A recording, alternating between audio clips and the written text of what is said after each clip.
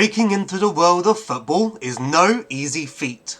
It demands relentless dedication, long hours of training, and sacrifices that most people never see. For many, it's a dream that feels just out of reach, a career path lined with obstacles and uncertainties.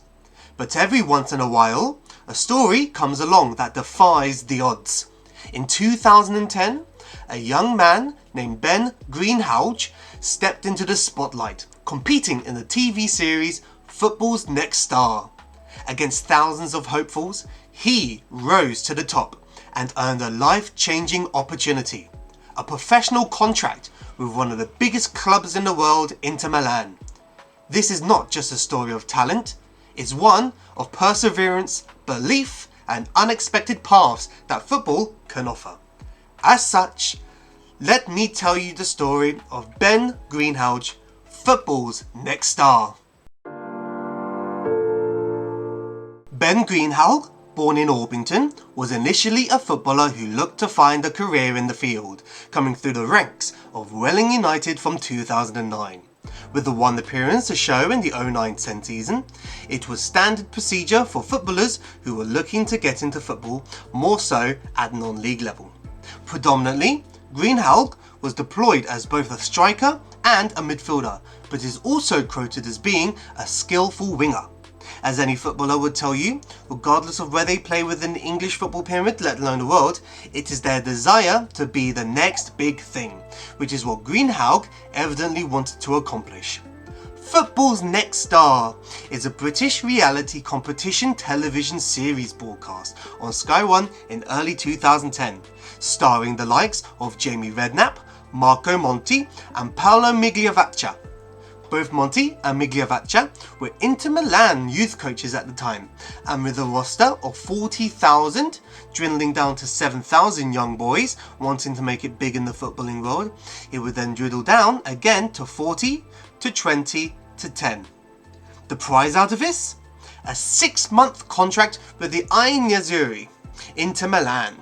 With many hidden talents, both scouted within England and Dublin, 10 young boys were chosen among the rest, who were seen as individuals who were given the objective to handle life in Italy, along with the skill and technique required for a professional footballer.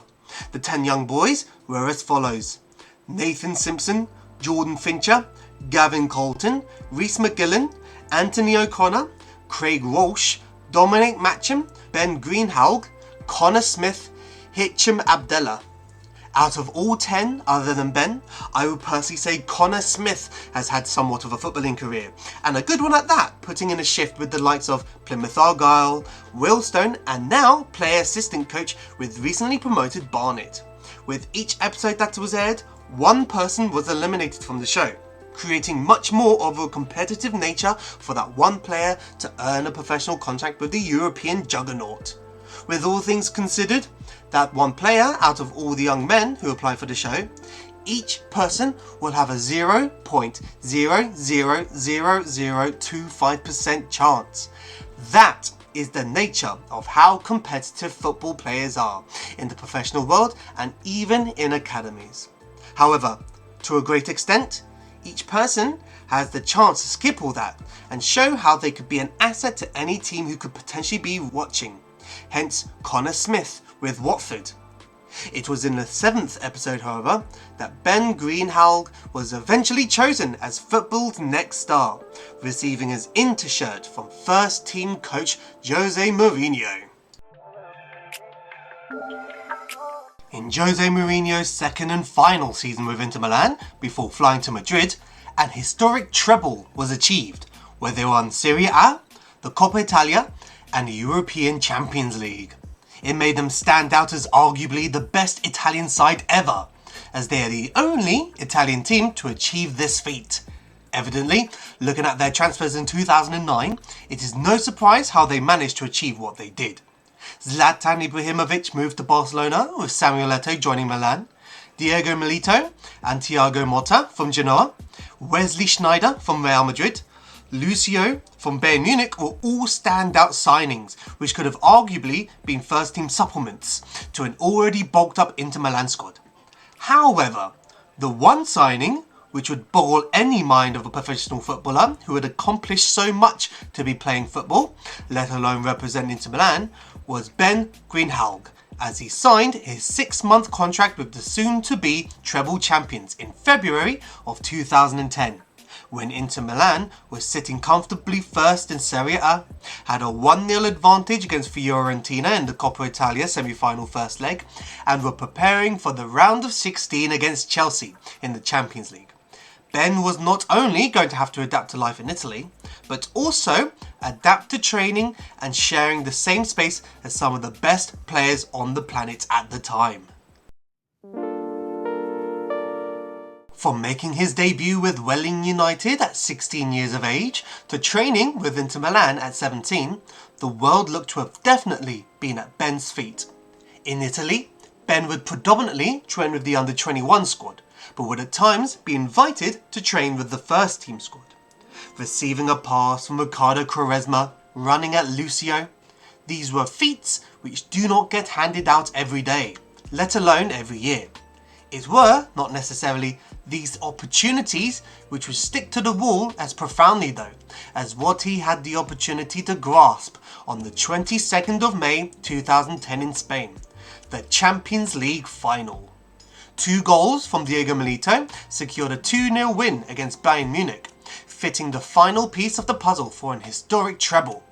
As a member of the travelling party to Spain, Ben himself was awarded with a Champions League final medal. Evidently, if having the opportunity to play football with the likes of Lucio or Quaresma wasn't enough, or having the opportunity to watch Inter Milan play in the Champions League final in Madrid wasn't enough, then surely acquiring a keepsake to hold firm to for the rest of your life was just about enough for anybody to treasure to their grave. Or cremator, whichever one takes your fancy. Ben Greenhalgh, an 18-year-old lad who came from Welling United to earn a contract with Inter Milan to then being awarded the Champions League winners medal without playing a single professional game, is somewhat what dreams are made for. A keen amateur golfer in 2015? Don't worry, you'll see where this segue is heading. Ben turned professional in 2015, 5 years after travelling to Madrid on that fateful night. He would use the Champions League medal as an icebreaker with other golfers. Quote, "Some golfers are very serious. The medal was an icebreaker." He would also use the medal as a golf ball marker. However, gloom would come over Ben as he had come to the realization that he lost his medal, contemplating whether he'd left it in the clubhouse or golf course. He would be left resigned to never finding his medal again. The keepsake, which would show the incredible journey he had been in his late teens. Turns out, he found the medal 18 months later, in his car. What are the odds? After the Champions League triumph in Madrid, Ben was given an extension on his contract, an extra 12 months, where he would spend 4 months with Como, where he scored 8 goals in 12 matches, showing his skills at a young age in Serie C. This was, however, in 2011, the time he returned to the UK, where he had hoped his rise into football was a work in the making. In hindsight, it was the makings of a non-league journeyman who has a rich love for non-league football and is surely something that he will take with him wherever he treads.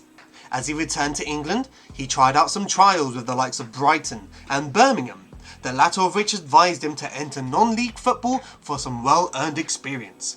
This in turn gave him the opportunity to play some real competitive football with the likes of Welling United, Ebbsfleet, Concord and Maidstone. It was then, in 2013, that he would again leave England, but not too far, as he would join Terry Butcher's Inverness Caledonian in Scotland.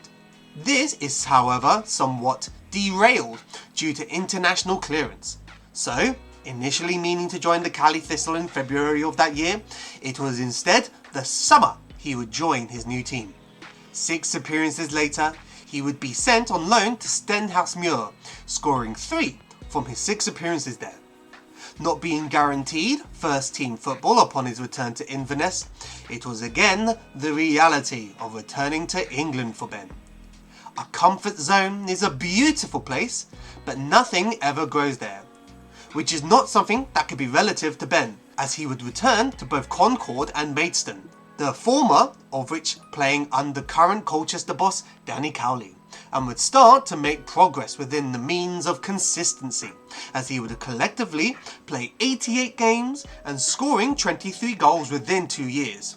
With further spells with Maidstone, again, and Hemel Hempstead, he would set up home in Dartford, making it his longest period for a team from 2020, for 2 years. Alone, which he then turned permanent with Tonbridge Angels later, and now we find him at Margate, the longest period he has been with a solitary club, which has now spanned 4 years, and looks set to only increase, as he is now the player manager for the Isthmian League South East Division club. Since 2021 to this date, Ben has played 164 times with the team from Kent, scoring 54 times, and with managing 55 league games, he has a 56.4 win rate. This season, in the 24-25 season, they finished 4th, where they would lose to eventual winners Burgess Hill Town in the playoffs for promotion. It would be fair to say, within most metrics and walks of life, spite and jealousy are two emotions that can easily manifest how a person feels towards someone. Jealous of someone getting a top job within the workplace, being spiteful because someone was not invited to a birthday party. However, sometimes you can only continue what you're doing and know that there's nothing you can do to change how someone feels, more so if they thrive on negative emotions. Ben Greenhalgh had accomplished what so many people around the world can only dream of accomplishing, winning a competition on TV to play for a European giant like Inter Milan. When you think about it, Ben is not only one of the lucky ones, but also someone who had taken this opportunity with both hands and had used it for his own gain within the game. From an outsider's perspective, you can only congratulate someone for working hard, making their dream come true, and succeeding at the expense, in this situation, of 39,999 other young boys who shared the same dream. At the end of the day, it is innate for us to build social skills and relationships with other people on this planet we share. But at the end of the day, it is your life you're living. So there will always be times in life that you will have to sacrifice how other people feel in order to live a happy life for yourself. Ben Greenhalgh succeeded in not only living the life of a footballer, but also a successful one who is starting to make a name for himself within non-league as a player manager for Margate. From winning football's next star to managing a non-league club, the message that resonates with me of Ben's journey is this: don't live a life that makes you sad at the expense of making other people content, but instead work on making your dream a reality, while knowing that there will be moments in life that people may dog you down and encourage you to quit at the expense of their own jealousy and spitefulness. This was the story of Ben Greenhalgh's journey into the world of football. As such, let me know if you enjoyed this little video, and as always, like, comment, subscribe, and I'll see you soon.